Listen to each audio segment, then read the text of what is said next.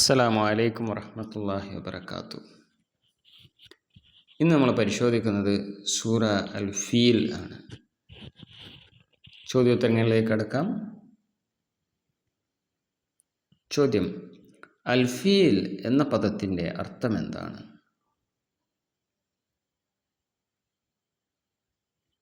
ഉത്തരം: ആന.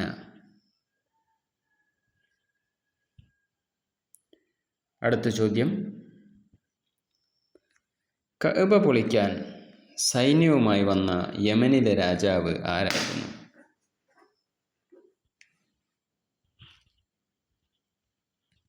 ഉത്തരം: അബ്രഹത്ത്. അടുത്ത ചോദ്യം: അബ്രഹത്തിൻ്റെ സൈന്യം ചരിത്രത്തിൽ അറിയപ്പെടുന്നത് ഏത് പേരിലാണ്? ഉത്തരം: അസ്ഹാബുൽ ഫീൽ, ആനക്കലഹക്കാർ.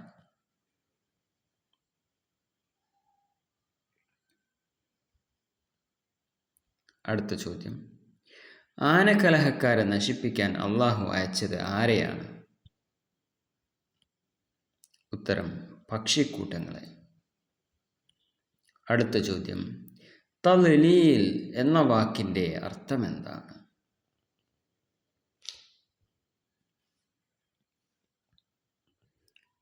ഉത്തരം: പിഴവിലാക്കുക അല്ലെങ്കിൽ പരാജയപ്പെടുത്തുക.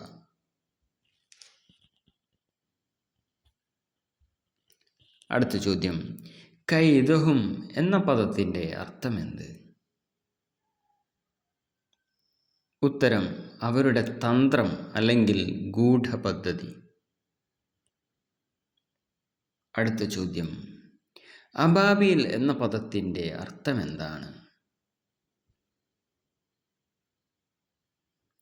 ഉത്തരം: കൂട്ടം കൂട്ടമായി വരുന്നവർ. അടുത്ത ചോദ്യം: പക്ഷികളുടെ കൈവശം ഉണ്ടായിരുന്ന ആയുധം എന്തായിരുന്നു?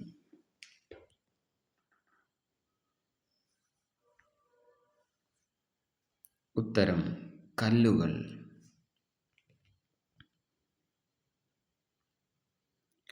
അടുത്ത ചോദ്യം: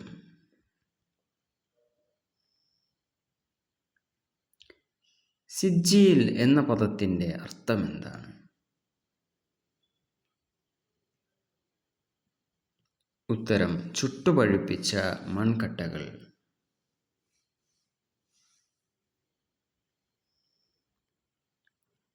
ഓരോ പക്ഷിയും വഹിച്ച കല്ലുകൾ. എത്ര കല്ലുകളാണ് ഒരു പക്ഷി വഹിച്ചത്? 1 ചുണ്ടിൽ. 2 കല്ലുകൾ 2 കാലുകളിൽ. മൊത്തം 3 കല്ലുകൾ.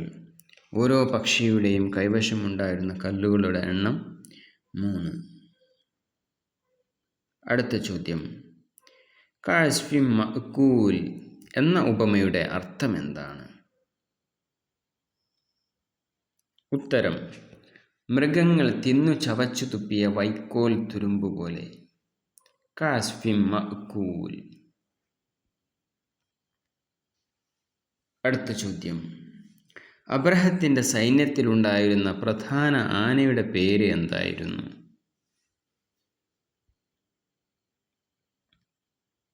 ഉത്തരം: മഹ്മൂദ്.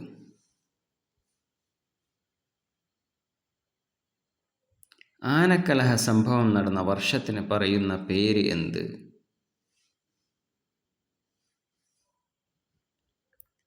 ഉത്തരം: ആമുൽ ഫീൽ അല്ലെങ്കിൽ ആനവർഷം. അടുത്ത ചോദ്യം: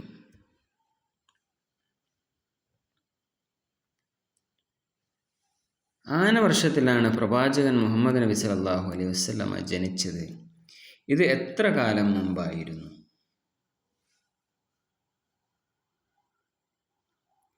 ഉത്തരം: ആനക്കലഹ സംഭവം നടന്ന് ഏകദേശം 50-55 ദിവസങ്ങൾക്ക് ശേഷമാണ് പ്രവാചകൻ മുഹമ്മദ് നബി സല്ലല്ലാഹു അലൈഹി വസല്ലമ ജനിച്ചത്. അടുത്ത ചോദ്യം: മക്കയുടെ അതിർത്തിയിൽ വെച്ച് അബ്രഹത്തിൻ്റെ സൈന്യം ആരുടെ ഒട്ടകങ്ങളെയാണ് പിടിച്ചെടുത്തത്?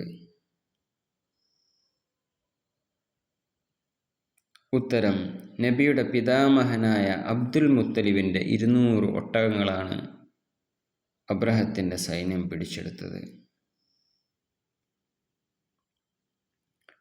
അടുത്ത ചോദ്യം: തർമീഹിം എന്ന പദത്തിൻ്റെ അർത്ഥമെന്താണ്?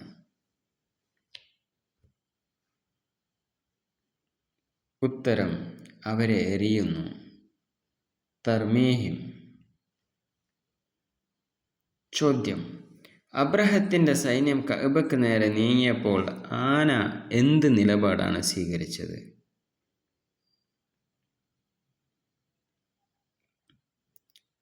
ഉത്തരം: ആന മുട്ടുകുത്തിയിരുന്നു. മക്കയുടെ ഭാഗത്തേക്ക് നീങ്ങാൻ വിസമ്മതിച്ചു. മറ്റു ദിശകളിലേക്ക് അത് ഓടുമായിരുന്നു. അടുത്ത ചോദ്യം: ഈ ഭവനത്തിന് ഒരു നാഥനുണ്ട്, അവൻ ഇതിനെ സംരക്ഷിച്ചു കൊള്ളും എന്ന് അബ്രഹത്തിനോട് പറഞ്ഞത് ആര്?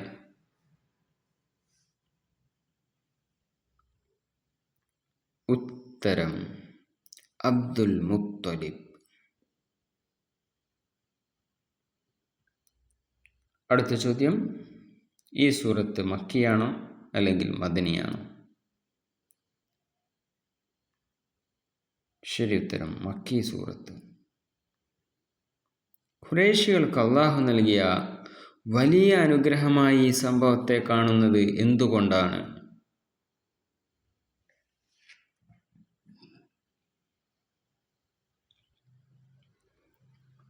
ഉത്തരം: യുദ്ധം ചെയ്യാതെ തന്നെ അള്ളാഹു ശത്രുക്കളെ നശിപ്പിക്കുകയും മക്കയുടെ ആധിപത്യം ഖുറൈശികൾക്ക് ഉറപ്പിച്ചു നൽകുകയും ചെയ്തതിനാൽ.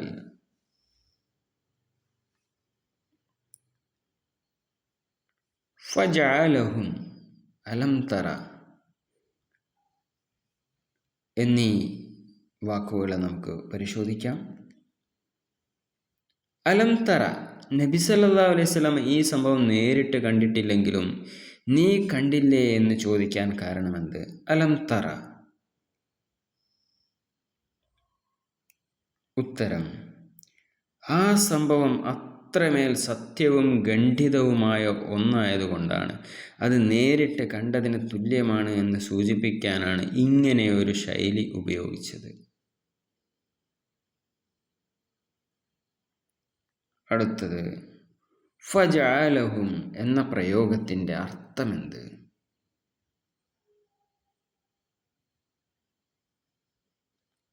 ഉത്തരം: അങ്ങനെ അവരെ അവൻ ആക്കി തീർത്തു.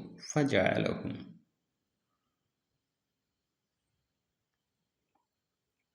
അള്ളാഹുവിൻ്റെ ശക്തിയും കൈതും.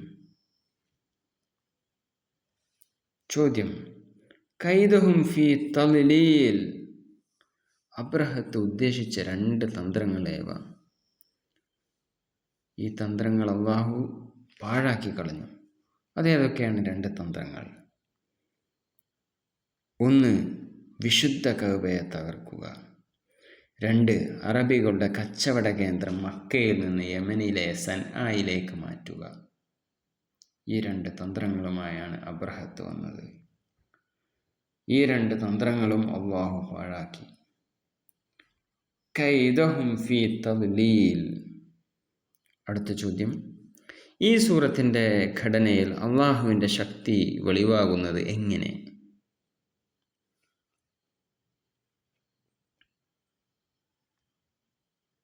ഉത്തരം: ലോകത്തിലെ ഏറ്റവും വലിയ ജീവിയായ ആനയെ നശിപ്പിക്കാൻ അള്ളാഹു തിരഞ്ഞെടുത്തത് ഏറ്റവും ചെറിയ ജീവികളിലൊന്നായ പക്ഷികളെയും വെറും മൺകട്ടകളെയുമാണ്. വലിയ ശക്തികളെ നേരിടാൻ അള്ളാഹുവിന് ചെറിയ സൈന്യം മതി എന്ന വലിയൊരു തത്വം ഇതിലുണ്ട്.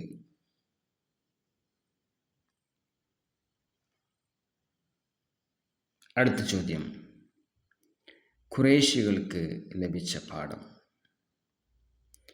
ഖുറൈശികൾക്ക് ഈ സംഭവം നൽകിയ പാഠം എന്തായിരുന്നു? ഉത്തരം: തങ്ങളെ സംരക്ഷിച്ചത് അള്ളാഹുവാണെന്നും അതിനാൽ വിഗ്രഹങ്ങളെ വെടിഞ്ഞ് അവനെ മാത്രം ആരാധിക്കണമെന്നും. ഈ സൂറത്ത് അള്ളാഹുവിൻ്റെ അപ്രതിരോധ്യമായ ശക്തിയുടെയും കഅബയുടെ സംരക്ഷണത്തിൻ്റെയും ജീവന്ത സാക്ഷ്യമാണ്.